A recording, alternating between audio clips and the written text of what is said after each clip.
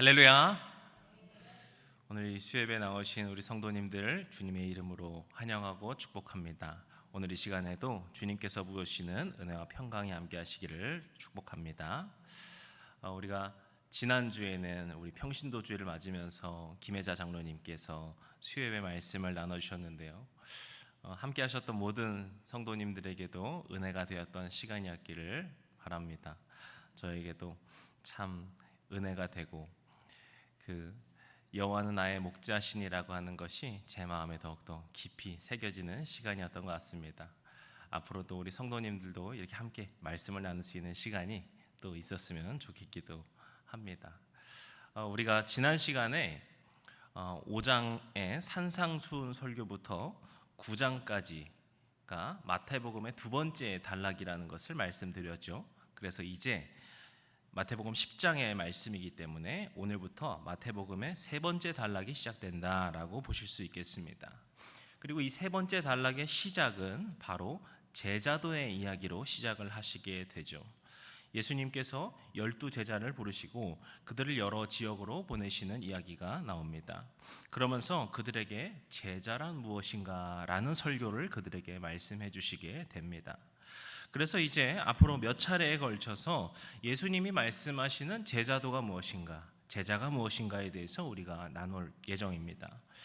이 제자도에 대한 내용은 우리 모든 그리스도인들에게 너무나도 중요하다고 생각이 됩니다. 우리는 때때로 주님의 제자라고 한다면 어떤 주님의 일을 하는 특별한 사람들, 저와 같은 목회자나 어떤 선교사님과 같은 그런 사람들이 주님의 제자겠지라고 생각을 할 때도 덜어 있는 것 같습니다. 하지만 예수님이 말씀하시는 그 제자는 어떤 특별한 사람들만이 해야 되는 그러한 것이 아니었습니다. 애초에 주님께서 부르신 그 12제자들의 면면을 보더라도 참으로 다양한 사람들이 그 12제자에 있음을 우리가 알 수 있죠. 이 말인즉 예수님의 제자라고 하는 것은 자기 자신을 그리스도인이라고 부르는 그 모두, 바로 우리 모두가 마땅히 살아가야 할 삶의 자세이고 우리 스스로가 지켜야 할 정체성이라는 것을 우리가 기억해야 합니다.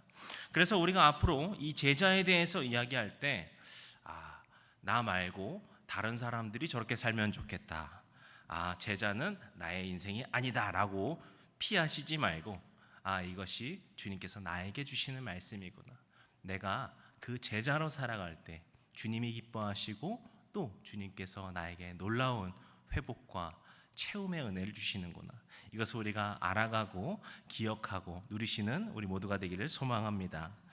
오늘 본문을 우리가 이제 보시겠습니다. 오늘 본문에 예수님은 제자들을 여러 지역에 보내시겠다 말씀하시면서 그들에게 전할 말씀을 알려주시게 되는데요, 우리 7절 말씀 같이 읽겠습니다.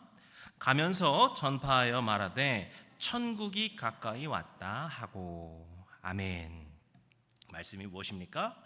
천국이 가까이 왔다, 이것을 전해라 라고 주님께서 말씀하시는 겁니다. 우리가 만약에 중간 과정이 전혀 없이 이 구절만을 봤다면 이 천국이라는 단어를 헷갈려 하실 수가 있습니다. 왜냐하면 여기서 천국을 우리가 딱 보면은 우리가 일반적으로 떠올리게 되는 그 천국을 생각하기 때문이죠. 우리가 일반적으로 생각하는 그 천국이 무엇입니까? 바로 우리가 생을 마감하면서 가게 되는 그곳이 천국이죠. 그렇게 본다면 이 예수님의 말씀이, 예수님이 그 전하라고 하시는 그 말씀이 조금 이상하게 될 수가 있습니다. 천국이 가까이 왔다, 그게 어떻게 되는 겁니까? 그저 생을 마감하기 전에 사람들이 이제 복음을 믿으십시오 라고 하는 말이 될 수도 있는 것이죠. 그래서 제가 이전에 그 교회에서, 이전 교회에서 청소년부 설교를 할 때 이야기한 적이 있는데요, 성경에서 가장 성공한 인생은 바로 예수님이 십자가 달리실 때 그 옆에 있던 강도다라는 이야기였습니다. 이전까지는 정말 자기 마음대로 너무 편하게 그냥 인생을 살다가 죽기 직전인 바로 그 십자가 위에서 예수님을 만나 회개하고, 또 그런 강도에게 예수님은 확인까지 시켜주시죠. 내가 오늘 나와 낙원에 있으리라. 그래서 이 강도야말로 성경에서 가장 성공한 인생이다라고 제가 우스갯소리로 아이들한테 이야기를 한 적이 있습니다. 이 강도가 성공한 인생일 수 있는 것은 우리가 천국을 사후에 가는 곳으로만 이해할 때 그렇습니다. 죽기 전에만 예수님께 회개해서 죽기 전에만 천국에 그렇게 가게 되면은 속된 말로 장땡이다, 이렇게 되는 것이죠. 물론 이러한 소망은 너무나도 중요합니다. 우리가 이 짧은 인생을 살다가 이제 생을 마감하게 되었을 때 이제 주님의 영원한 나라로 가게 되는구나, 이런 소망을 품는 것은 너무나도 좋은 것이에요. 하지만 우리가 그것만을 품고 그것만을 이야기한다면 천국은 결국 그것만을 말하지 않는다는 것이죠. 특히 우리는 이제까지 마태복음 말씀을 나누면서 산상수훈 설교를 통하여서 또 다른 말씀들을 통하여서 예수님이 말씀하시는 그 천국이 무엇인지를 보았습니다.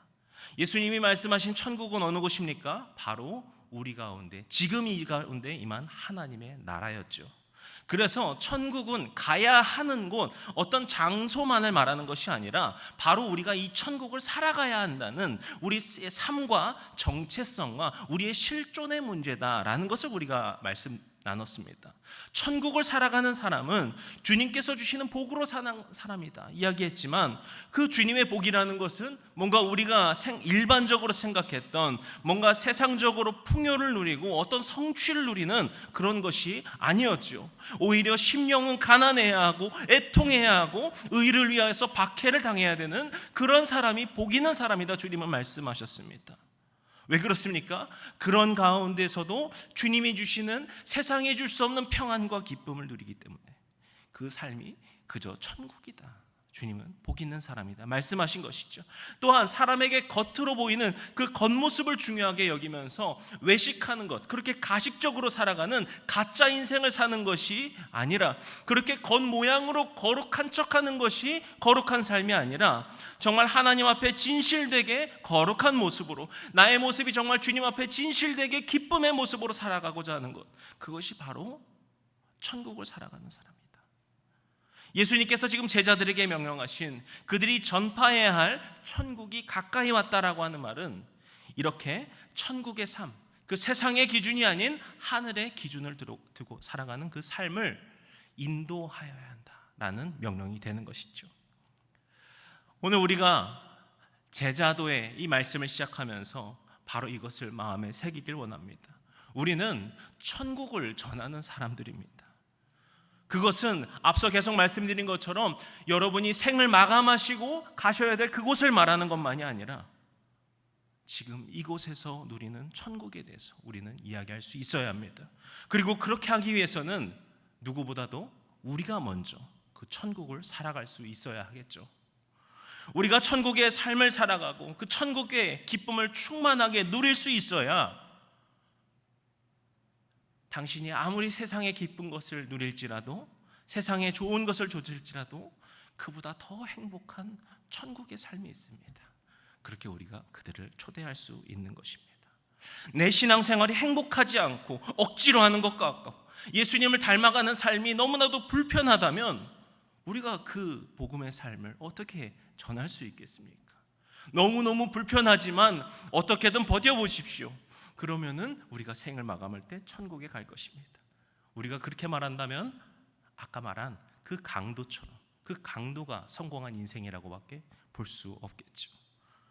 우리는 매일의 그 삶을 통하여서 주님을 닮아가고자 노력하고, 그렇기 때문에 어떠한 상황 속에서도 주님 안에서 평안하고 그렇게 주님 안에서 기쁨을 누리고 주님 안에서 삶의 도전을 찾아갈 수 있어야 합니다. 그것이 바로 우리가 천국을 살아가는 삶을 살아가는 것이고, 그렇게 우리가 그 천국의 복음을 전파할 수 있는 것입니다. 그리고 그러한 삶을 우리가 살아갈 때 우리가 때로는 전하지 않더라도 우리의 모습을 보며 그 사람들이 이 사람은 대체 어떠한 삶을 살고 있기 때문에 이렇게 항상 기뻐할 수 있는가, 이렇게 항상 평안할 수 있는가, 그렇게 그들이 우리를 바라보며 그 복음을 열망할 수 있을 것입니다. 오늘 이 시간 그 천국의 기쁨을 기억하시고 그 삶을 우리가 먼저 살아가시는 제자된 삶 살아가시기를 주님의 이름으로 축복합니다. 그렇다면 우리가 제자된 그리스도인으로서 어떻게 이 천국을 전해야 할까요? 우리가 제자로서 어떤 마음을 가지고서 주님의 그 사명을 감당해야 할까요? 오늘 우리가 한 가지를 나누고자 하는데요, 본문 8절에서 예수님은 제자들에게 먼저 이것을 말씀하십니다. 우리 8절 말씀 같이 읽겠습니다. 병든 자를 고치며 죽은 자를 살리며 나병 환자를 깨끗하게 하며 귀신을 쫓아내되 너희가 거저 받았으니 거저 주라. 아멘. 10장 1절을 보시면은 예수님이 제자들에게 더러운 귀신을 쫓아내고 모든 병과 모든 약한 것을 고치는 권능을 주셨다라고 이야기를 합니다. 이것은 예수님의 그 3대 사역 중에서도 첫 번째로 언급되는 그들의 그 삶을 돌봐주시는 사역이죠. 제자들에게도 이러한 주님의 사역을 함께 감당할 수 있도록 권능을 주셨다라는 겁니다. 그런데 주님께서는 이때 중요한 원칙을 한 가지 말씀하시죠. 방금 읽은 본문 마지막에 보신 것과 같이 너희가 거저 받았으니 거저 주라라는 것입니다. 이와 비슷한 맥락의 내용이 9절과 10절에서도 이어지는데요. 예수님은 제자들에게 금과 은과 동, 그러니까 어떠한 경제적인 돈이라 하는 것을 챙기지 말라 말씀하십니다. 또 배낭, 두벌옷, 신, 지팡이 이런 것도 가지지 말라 말씀하십니다. 그런데 금, 은, 동과 같은 어떤 경제적인 그 돈이라고 하는 것을 챙기지 않는 것, 이것도 아마 쉽지 않겠지만요, 이 10절에서 말하고 있는 배낭과 두버릇과 신과 지팡이를 챙기지 않는다는 것은 사실상 이들에게 있어서는 생존에 큰 위협을 주는 요소입니다. 이 팔레스타인 지역은 일교차가 굉장히 심하기로 유명한 곳이기 때문에요. 그래서 우리가 성경에 보면은 이 겉옷이라고 하는 것, 겉옷, 속옷이라고 하는 이야기가 많이 나오죠. 여기서 겉옷은 우리가 뭐 바람막이처럼 그런 것을 말하는 것이 아니고, 속옷도 우리의 그 내일을 말하는 것이 아니고, 이 사람들이 기본적으로 두 벌의 옷을 가지고 다니는 겁니다. 그래서 이 겉옷이라고 하는 두꺼운 옷을 입어야지 밤에 얼어 죽지 않을 수 있는 거였어요. 게다가 땅도 고르지 못하고 거의 흙밭, 거의 모래밭으로 가득하기 때문에 이 신발이 금세 못 쓰게 되거든요. 근데 돌밭으로 많기 때문에 이 신발도 그냥 맨발로 가고 이런 것도 쉽지가 않아요. 그래서 신발도 여벌로 챙기게 되는 겁니다. 그리고 지팡이라고 하는 것은 특히 단순히 우리가 걸어갈 때 땅을 짚는 용도로서 필요한 것이 아니라 도둑이나 들짐승이 자신을 해하려고 할 때 그 자신을 방어하는 수단으로서 이것을 사용했었습니다.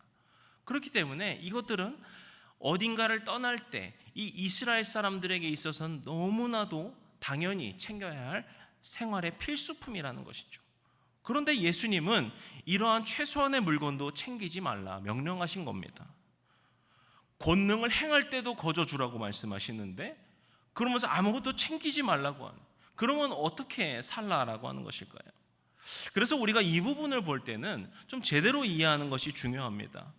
이걸 자칫 잘못 해석하면은 그래, 예수님은 무소유를 말씀하시는 거구나, 아무것도 소유하지 않는 것을 말씀하시는 거구나 라고 우리가 그러한 결론을 내릴 수 있는 것이죠. 하지만 지금 예수님이 말씀하시는 것은 무소유와 같은 어떤 철학적인 이야기가 아닙니다. 실제로 예수님 당시에 에세네파라고 하는 무소유를 통해 종교적인 어떤 정교를 주장하던 그러한 집단도 있었습니다.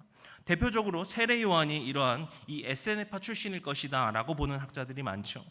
그런데 예수님은 이 에세네파들과 활동하지 않는 것을 우리가 너무 잘 알고 있습니다. 그들의 그 무소유 원칙이 옳다라고 생각하셨다면은 이미 그런 무소유를 실천하는 에세네파와 함께 활동하셨겠죠. 하지만 세례 요한과의 그 연결점 말고는 예수님은 전혀 그들과 활동하지 않으셨습니다. 이 말의 결론은 예수님이 지금 무소유를 말씀하시는 것이 아니라는 거예요. 그렇다면 무엇이 중요한 것일까요? 여기서 중요한 것은 처음에 말씀드린 거저 받고 거저 준다라는 겁니다. 예수님은 어떠한 대가를 요구하시면서 제자들에게 권능을 주신 것이 아니었습니다. 자, 내가 권능을 줬으니까 이제 10명은 데리고 와야 돼, 이런 거 안 하셨다라는 거예요. 마찬가지로 그들 제자들을 삼으실 때에도 내가 이제 너 제자로 세웠으니까 이 제자 원칙 이거 안 지키면 너 제자에서 아웃이야, 이렇게 예수님 말씀하지 않으셨다라는 거예요. 이것은 그저 제자들이 제자로 헌신할 수 있도록 도우시는 주님의 그 거저 주신 은혜였다라는 것이죠. 아무 대가도 없고 아무것도 바라는 것도 없이 그저 값없이 주시는 사랑이고 값없이 주시는 은혜였다라는 겁니다. 이것이 바로 이후에 가장 중요한 예수님의 사역, 바로 십자가 희생과 사랑을 통하여서 주님의 한량 없으시고 거저 우리에게 주시는 그 주님의 사랑으로 완성되어서 보여주시게 됩니다. 그렇기 때문에 최소한의 어떠한 물건도 챙기지 않는 것, 이것도 마찬가지입니다. 그것을 통하여서 주님께서 때때로 채워주시는 은혜를 주시고, 그렇게 먼저의 그의 나라와 의를 구할 때 모든 것을 더하여 주신다는 그 주님의 그 값없는 은혜를 경험케 하고자 제자들에게 아무것도 챙기지 않게 하시는 것입니다. 이렇듯 예수님은 우리가 제자의 사명을 품고 살아간다고 할 때 주님의 사랑과 은혜가 우리에게 거저 주었다라는, 값없이 주어졌다라는 것을 계속해서 기억해 하시고자 이러한 방법을 사용하시는 것이죠. 제자들에게 이 원칙을 주심으로써 그들이 파송되어 복음을 전하는 그곳에서 나에게 거저 주신 그 은혜를 나도 거저 전할 수 있다고, 그렇게 실천하고 그것을 전할 수 있고 그것을 또 마음에 새길 수 있더라라는 것입니다. 이렇게 우리가 제자로 살아간다는 것은 어떤 대단한 일, 남들을 못할 어떤 위대한 일, 아니면 어떤 초자연적인 일, 그런 일을 하라는 것이 아닙니다. 우리가 날마다 주님의 그 값없으신 은혜를 마음에 새기고 곱씹고 끊임없이 그것을 기억하여서 그것을 그저 있는 그대로 전하는 것, 그것이 우리의 제자된 사명인 것입니다. 내가 뛰어난 능력이 있어서 많은 사람들에게 복음을 전하겠다, 그러한 교만에서 나오는 것이 아니라 그저 내가 경험한 정말 이 부족한 죄인을 주님께서 사랑하셔서 주신 그 은혜, 그것을 내가 먼저 경험하였기에 당신에게도 그것을 주기를 원합니다 라고 하는 그러한 겸손한 마음이 필요하다는 것이죠. 저는 그래서 말씀을 전할 때마다 늘 긴장하며 제 스스로 기도하는 것이 있습니다. 내가 이 말씀을 주님, 성도들에게 교만한 마음으로 가르치지 않게 하여 주십시오. 그래서 제가 예전에 신학 때 신대원에 있을 때 그 교수님 한 분이 말씀하셨던 것을 계속해서 마음에 새기게 되는데요, 설교의 대상은 바로 나 자신이 먼저다라는 겁니다. 하나님께서 나를 사랑하셔서 그저 이 부족한 종에게 주시는 그 은혜의 말씀을 내가 먼저 받아 누리고 나는 그저 그것을 성도들에게 또 전할 수 있는 통로가 되게 하여 주시옵소서. 이러한 고백을 가지고서 말씀을 준비하려고 노력을 합니다. 내가 잘나서, 내가 똑똑해서 말씀을 전할 수 있는 것이 아니라, 우리가 뭔가 특별한 잘한 것이 있어서 내가 복음을 그렇게 받았기 때문에 그것을 줄 수 있는 것이 아니라 오직 주님의 은혜로 말미암아, 주님의 그 값없으신 그 은혜로 말미암아 우리가 이것을 전할 수 있습니다. 그러한 겸손한 마음이 우리에게 필요한 것이죠. 이것이 저와 같은 어떤 목회자뿐만이 아니라 우리 모든 그리스도인들에게도 해당되는 것입니다. 우리는 잘나서 뛰어나서 그리스도인이 된 것이 아닙니다. 오직 주님께서 우리를 사랑으로 불러주셔서 우리가 그렇게 주님을 믿고 살아갈 수 있게 하시는 겁니다. 우리의 신앙 연수가 길다고 해서 우리가 자랑할 수 없는 이유도 마찬가지입니다. 우리는 그저 주님의 사랑으로 우리가 행복하게 신앙생활을, 그것도 오랫동안 신앙생활을 할 수 있음에, 그러한 특권을 주셨음에 더 감사할 수 있어야 되는 것이죠. 우리가 복음을 전하는 것은 우리의 뛰어남을 가지고 하는 것이 아니라 오직 주님의 은혜를 가지고 한다는 것을 우리는 마음에 품어야 할 것입니다. 사랑하는 성도 여러분, 오늘 우리가 이 제자의 삶을 살아갈 때 바로 주님의 그 은혜를 먼저 기억하시기를 원합니다. 주님께서 우리를 사랑하셔서 우리를 끝까지 사랑하고 참 말 안 듣는 우리지만 포기하지 않으셔서 그런 우리에게 부어주신 그 은혜를 우리가 받아 누리고 우리가 그것을 그저 흘려보내는 통로로 사용된다는 것을 우리가 기억할 때, 내가 대단한 일을 하지 않더라도, 나에게 특별한 능력이지 않더라도 나를 통하여서 주님께서 큰 일을 행하실 줄로 믿습니다. 나를 통하여서, 나의 모습을 통하여서 나의 그 겸손함과 나의 그 복음으로 누리는 그 기쁨의 모습을 통하여서 많은 사람들이 주님을 찾아오는 놀라운 일이 있을 줄로 믿습니다. 그러한 제자된 삶 살아가시는 저와 우리 모든 성도님들 되시기를 주님의 이름으로 축복합니다. 기도하시겠습니다. 오늘도 우리를 말씀의 자리로 불러주시고 주님의 은혜를 나누게 하시는 주님의 그 사랑에 무한한 감사 올려드립니다. 주님, 오늘 이 수요예배를 통하여서 주시는 이 말씀 우리가 함께 기억하게 하여 주시옵소서. 주님, 우리를 주님께서 제자로 불러주셨습니다. 이 제자로 불러주셨다는 것은 우리가 무거운 짐을 짊어지라고, 고생을 하라고, 책임을 지라고 그렇게 우리에게 주신 것이 아니라 주님의 그 사랑과 은혜를 먼저 누리고자, 주님의 그 권능을 먼저 우리가 누릴 수 있게 하고자, 주님의 그 놀라운 그 사역의 잔치에 우리를 초대해 주시고자 그렇게 불러주신 은혜의 사명인 줄로 믿습니다. 우리가 그것을 기쁨으로 그렇게 감당하고 우리가 겸손함으로 복음을 흘려보낼 수 있는 믿음의 용사들 될 수 있도록 우리를 세워 주시옵소서. 그리고 우리가 날마다 쓰러질 때 혹은 넘어질 때 그런 우리를 세워주시고 우리의 필요를 때때로 채우시는 그 주님의 은혜를 경험케 하여 주시옵소서. 그렇게 우리 가운데 함께 하시고 역사해 주시는 우리 주님 예수 그리스도의 이름으로 기도드렸습니다.